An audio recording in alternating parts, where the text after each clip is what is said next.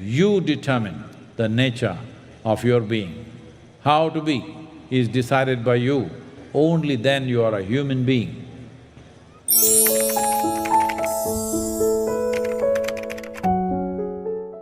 If we want to make significant decisions about where are we going in our lives, externally you do whatever you want in your lives, whatever you're good at. But how you want to be is a choice. And this is the only creature that we refer to as human being who has this choice, who has the ability to exercise this choice. This is why no other creature is referred to as a being. But human struggles are all about this. If there was no choice for you, if you were like any other creature, that your way of being was determined by nature, you would have no struggles. It's the freedom that you're struggling with, it's not the bondage. I know it is fashionable to talk about bondage. I know those of you who are veterans of spiritual programs and discourses and books, everybody says life, the sufferings of life which entangle you. No, it is the freedom which is the problem.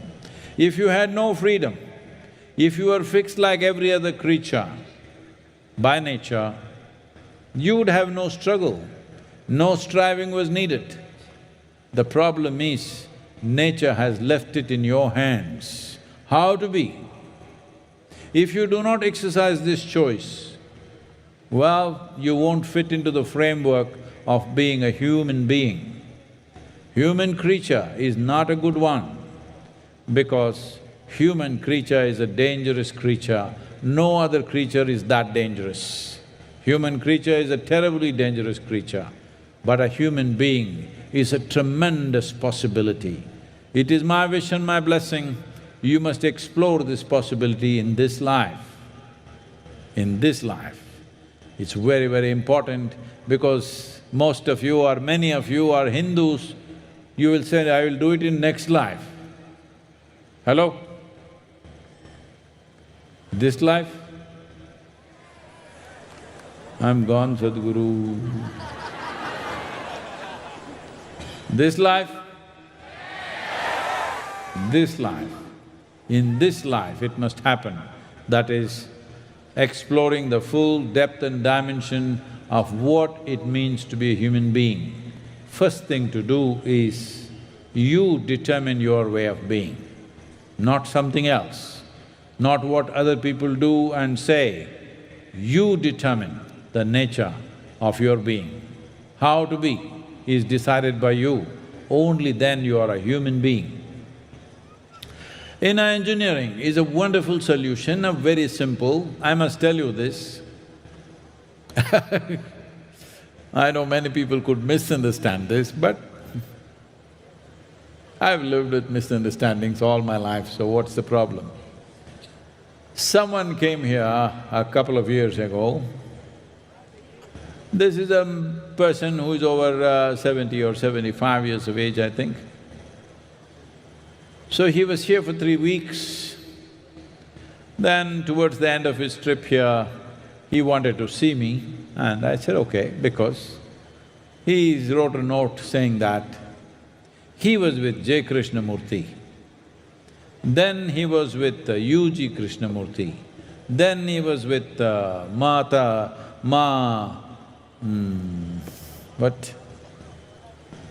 Anandamayi, then he was with Rajneesh, then he was with some Western teachers in Europe.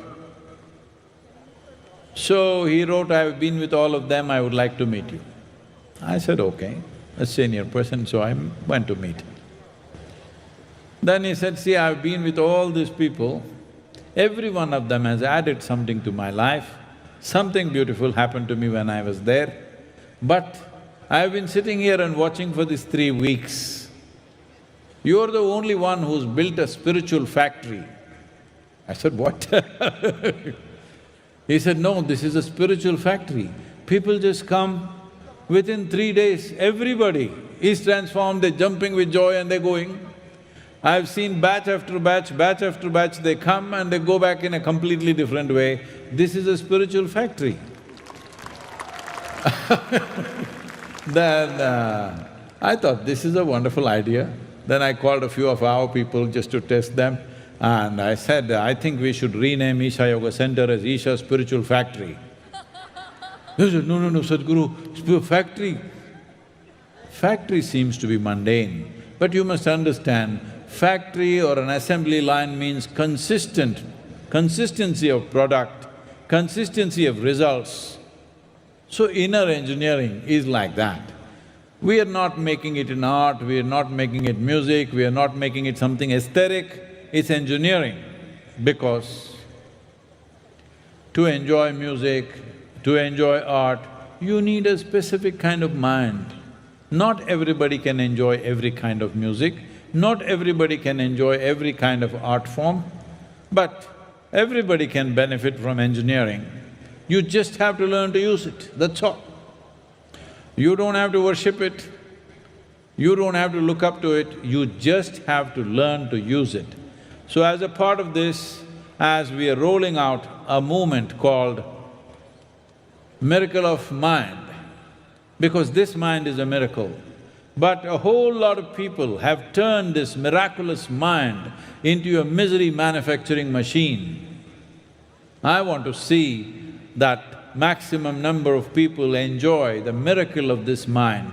What a miracle we have in the form of human mind, how many things it can do, what wonderful things it can do, but people are busy stressing themselves, depressing themselves, frustrating themselves, losing balance, all kinds of things happening on a daily basis. So, this Miracle of Mind movement is about offering simple processes, 15 minutes a day if you're willing to invest. For different people, different kind of things, over 21 varieties of offerings, 15 minutes a day. This will come in the form of an app, a gamified app, so that people can play with it, and every day before you go to bed, you can play a little life hopscotch, which will give you a reading as to what is your mental state today. If you work on this, you'll also get rewards, I will not talk about it right now, but for the youth particularly, we are offering very strong scholarships for the youth. 50% scholarship they can get, or 100% scholarship they can get, but that is only if you don't have money, because it costs money to deliver this.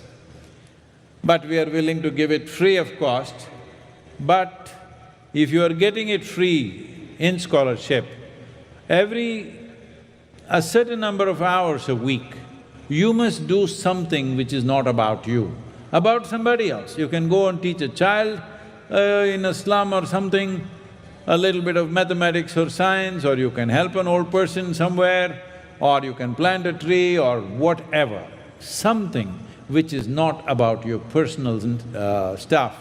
You do something that's good for somebody else. Certain number of hours if you put in, we will give full scholarship for inner engineering for youth, if you're young. If you're not dead, I think you're young.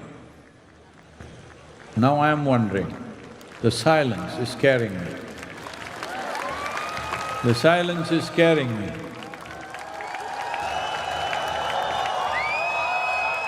Alive people?